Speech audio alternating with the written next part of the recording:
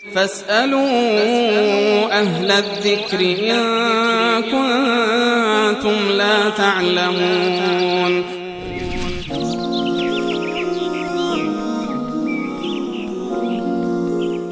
یعنی بعدی برادرمون از افغانستان بود، شهر هرات، که پرسیدن آیا در مذهب حنفی توسل جایز است یا حرام؟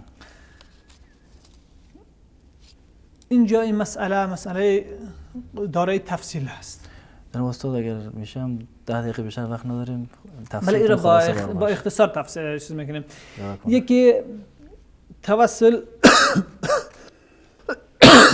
برمیگرده به اینکه حمل بعضی صورت‌های شرک به توسل، یعنی نامیدن دعای غیر الله تبارک و تعالی، حاجت خواستن از پیر، از پیامبر، ولی امام، هر کسی دیگری که بوده باشد.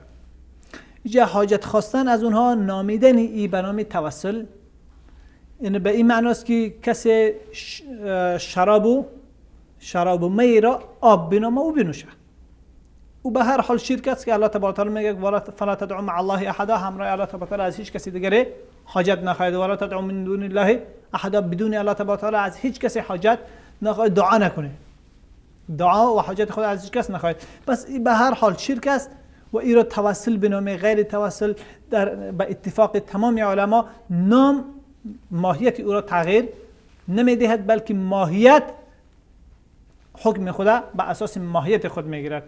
اما موضوع دیگری که در اینجا هست، یعنی نزدیک توسل قسم تقرب و نزدیک شدن به الله تبارک و تعالی با اظهار ایمانداری، با اعمال نیک، اظهار ایمان به الله تبارک و تعالی و پیامبر اکرم صلی الله علیه و سلم، محبت صالحین. این چیزی است که در اسلام مشروع هست و هیچ اشکالی در این وجود ندارد و احادیث زیاد راجع به این آمده.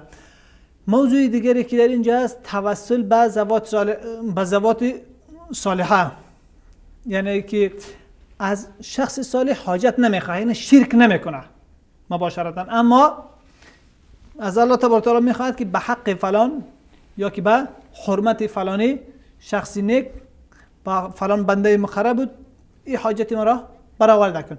این چیزی است که امام ابو حنیفه رحمه الله تعالی، امام ابو یوسف و امام محمد بن حسن شیبانی، هر سه امام مذهب حنفی، قسمی که در فقه اکبر، فقه ابسط، در وصیت که از امام ابو حنیفه رحمه الله آمده، در مبسوط امام محمد بن حسن خودشان نقل کردن و از امام ابو یوسف هم نقل شده و امام ملا علی قاری هم در شرح فقه اکبر یادآور شدن.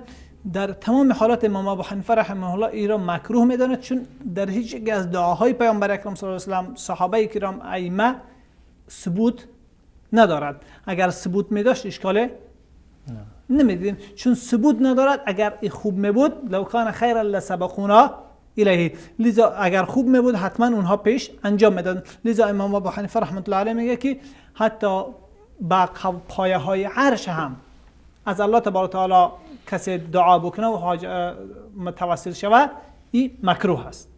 مکروه بودنش به اساس است که هیچ ثبوت ندارد و اکره ان یسأل الله الا به، مکروه میدانم که الله تبارک و تعالی به جزی که با خودش و به ذات و صفاتش سوال شود و با تقرب به او سوال شود، به چیزی دیگری و از او حاجت خواسته نشده. دعاهایی که ما در قرآن کریم داریم، قرآن کریم پر از دعا هست، صدها دعا از تمام انبیاء علیهم السلام و احادیث صحیح از پیامبر اکرم صلی الله علیه و آله، در هیچ حدیث صحیح و ثابت توسل به ذوات فاصله در دعا وجود ندارد. لذا امام ابو حنیفه رحمه الله ایرا مکروه دانستن و در این مسئله ائمه مذهب حنفی نسبت به تمام ائمه اقوال صریح‌تر و دیدگاه شدیدتر و جدی‌تر دارند.